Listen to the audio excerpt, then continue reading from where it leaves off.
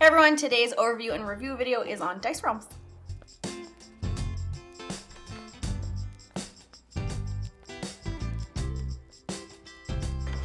So if you're new to the channel, this is 𝒂𝒐𝒏𝒏. My name is Krissy.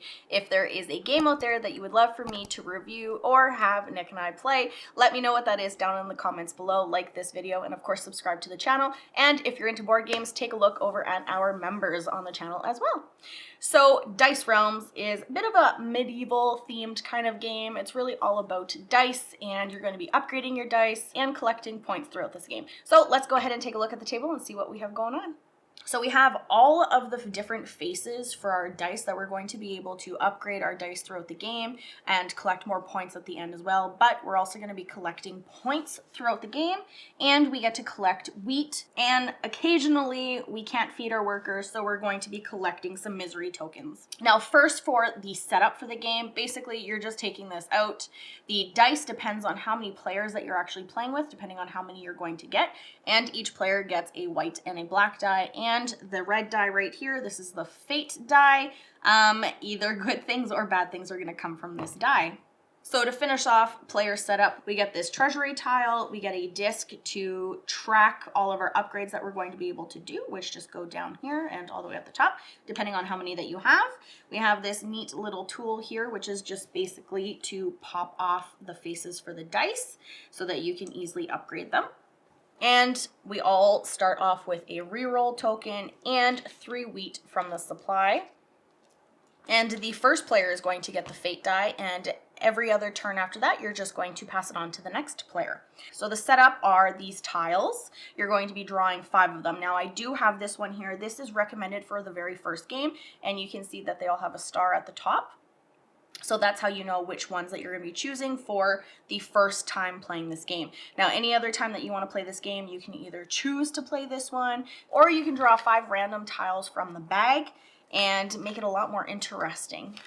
So once you have picked the 5 tiles that you're going to be starting with, all of them are going to be associated with some kind of die face. Now, there are some tiles that you can get that would look something like this. So instead of just having one face to change, you're gonna have 3 different ones. Now for the faces on these dice, they all have pips on them, 1 pip, a 2 pip, or a 4 pip.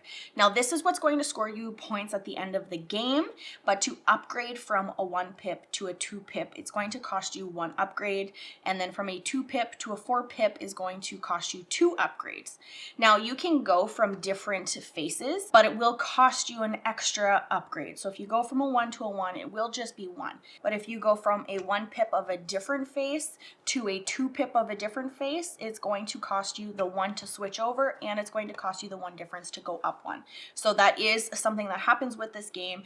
All of the dice that you have all have 1 pips on them. 1 pips at the end of the game are not worth any victory points at all. A 2 pip is going to be worth 1 point, and a 4 pip will be worth 2 points.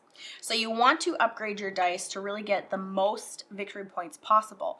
Now I'll talk about the faces on the dice so that you can actually understand how to even get upgrades. So these pink ones right here with the arrow and a 1 is an upgrade. So you'll have the 1 upgrade, and then if you upgrade it, you'll be able to upgrade it to a 2, and then of course to the 4 pip upgrade, you'll be able to upgrade 2 of them, but also gain 2 coins.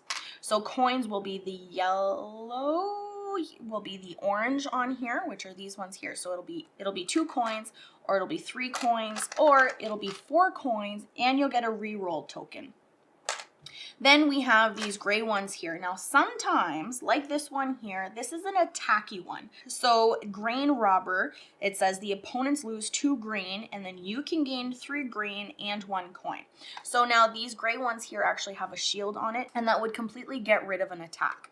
So if you rolled 2, if they had 2, then you would completely negate all those. Then you would completely get rid of those, and you wouldn't have to lose any grain whatsoever. And then we have the green face here, and that is a victory point. The victory points in this game are these little land tiles right here. So you'll be able to collect victory points throughout the game, but you'll also be able to collect victory points at the end of the game. So you're not going to know who is actually going to win the game until the very end.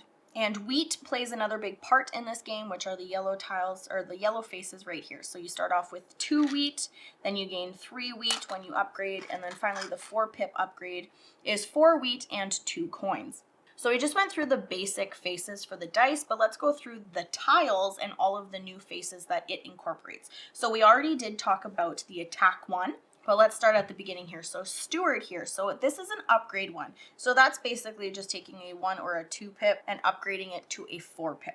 Then we have the Hero here, which has 2 shields on it and 3 victory points. So this would get rid of 2 attacks from an opponent. Then we have the Gardener. So this is a reroll. So you may convert 1 green to 2 victory points once, and you can reroll that die. So you can convert 1 green to do victory points right away, and then you get to re-roll it to see what else that you get to do. And then we did go over Grain Robber. Then we have this Plow token here. So this one is another re-roll one. So this one is gain 2 grains and then re-roll that die. Now, wheat in this game is very important because this fate die is going to set the round. So we do have a winter right here. So winter basically is you're going to lose 1 wheat per each die that you have. Now the fate die doesn't actually count. If you have 2 dice, you're going to lose 2 wheat. So it is very important to gain enough wheat for however many dice that you have in case winter is rolled a couple of times. So when winter hits and you don't have any wheat left on your board, then you're going to need to take some misery tokens. And those are not very good. Those are all negative points at the end of the game. Now, on the fate die, there's a couple. There are 2 winters, but there are a couple of other ones. Not all necessarily bad. There is one here, though, for the wheat production. So say if you did roll 4. Wheat production is actually down, so you won't gain 2 wheat for this one. You'll actually gain 1, and you'll gain 1 for that one. So you'll actually just gain 2 wheat total instead of 4. But you would be able to trade in your wheat for 2 wheat for 1 coin as many times as you want. This one here is just an extra 2 upgrades. This one here would be that you're losing a die. So if you did roll 4 wheat, you would have to choose which one that you want to get rid of. And then this one here is wheat production is up. So that is the fate die. Now how you gain extra dice right here. So on our treasury tile right here, we always start with a 1 coin in our treasure box here. And once you use it, you just flip it over to indicate that you have used it. It is no longer there for you to use. So it'll show everything on here on what you can spend your coins on. Like I was saying, so upgrades are tracked by this marker. So you can trade in 2 coins for an extra upgrade. If you had 1 on here and you want to spend your 2 coins, then you can get another one and you're going to track it and move it up. So for 5 coins and 2 wheat, that is how you're going to get extra dice from the pool. There are some tiles in the game that would destroy a face on your die, which are marked by these here. So if you did have any of these, you could pay 3 coin to fix it and replace it. You can also spend 1 coin to get more reroll tokens. And then for 4 coins, you can get one of these.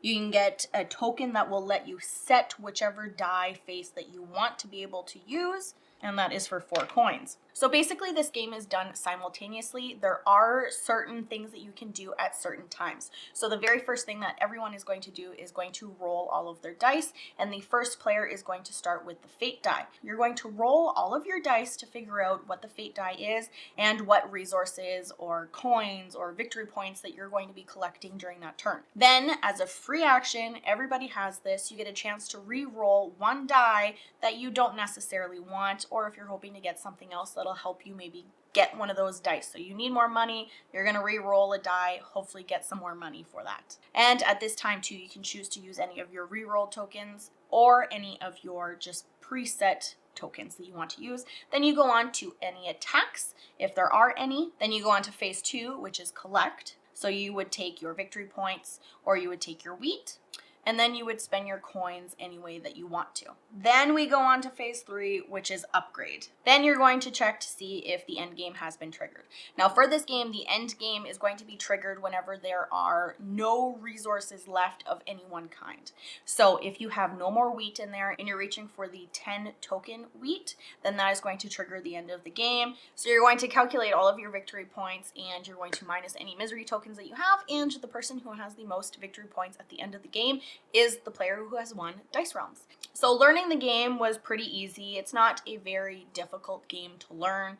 It is kind of like Dominion, where you're just upgrading your cards, but in this case it's dice faces. But really easy to learn. Like, you're really just upgrading your dice. I didn't read the rule book, but Nick said the rule book was pretty well wrote out. He picked up on it pretty quickly. There wasn't too much that he needed to search on BGG or Google. So that is always nice. It is really just a straightforward game. Really, you know what you need to do and you know how to get there. It's just whether you're going to do the best at it or not. I will say, though, that once you have everything set up with the game, then it's pretty easy. But the biggest part of this is probably setting up everything, because it comes with 2 more of these and nothing was in order. None of the dice came with the faces on them. Nick pretty much set all of this. He organized everything, and he said that this was pretty much the biggest struggle or biggest time-consuming part of the whole game, was just kind of getting everything figured out like that. But learning the game, him teaching the game, it was very easy. No, not difficult. It was not difficult at all. And playing the game, really not that difficult either. Like I said, you're basically just upgrading your dice. Lots of luck to the game, but I suppose some strategy, because you have control over what goes on your dice. You get to pick whichever face that you want, and there are lots of opportunities to be able to re-roll your dice. Now, there are some take that too with the game, because you're drawing random tiles. So like I said, this is just the very first game setup that they recommend. But whenever you're drawing the random 5 tiles out of the bag, there is some tiles that are take that. So whether you like that or not, you have the option to take those out so that you don't have to play like that.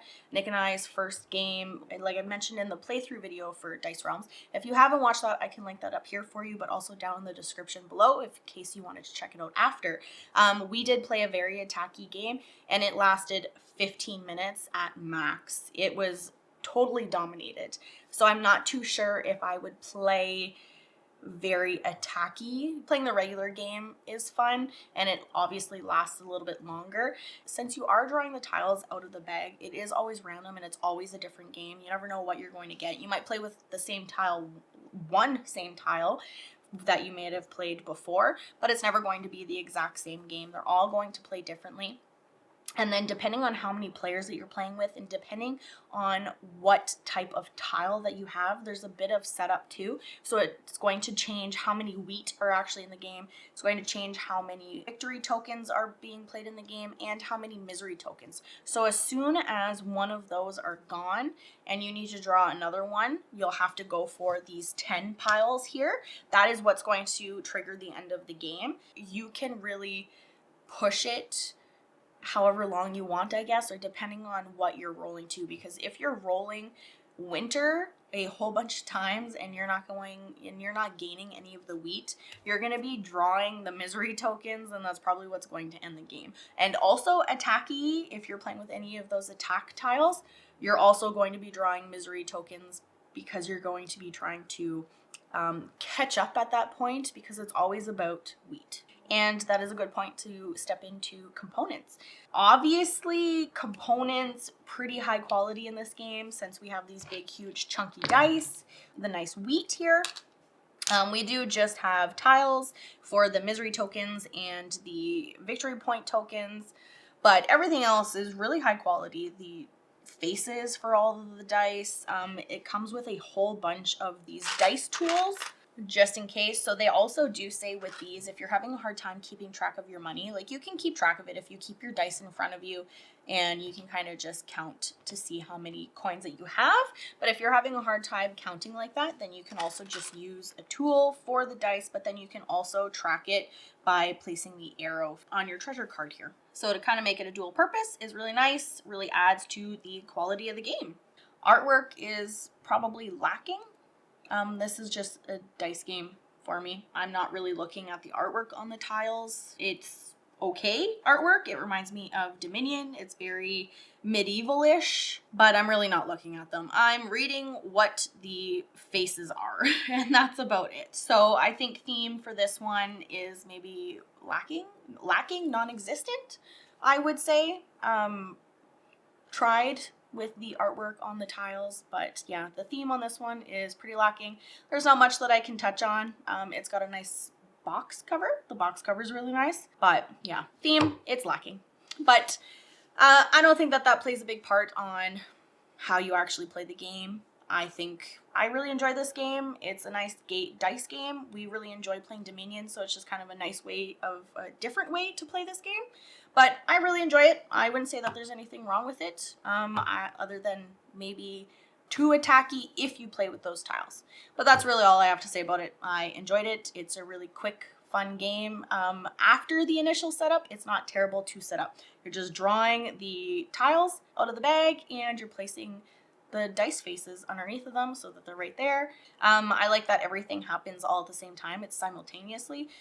Some people have said that it's pretty solitaire, which it is, because you're doing everything all at the same time.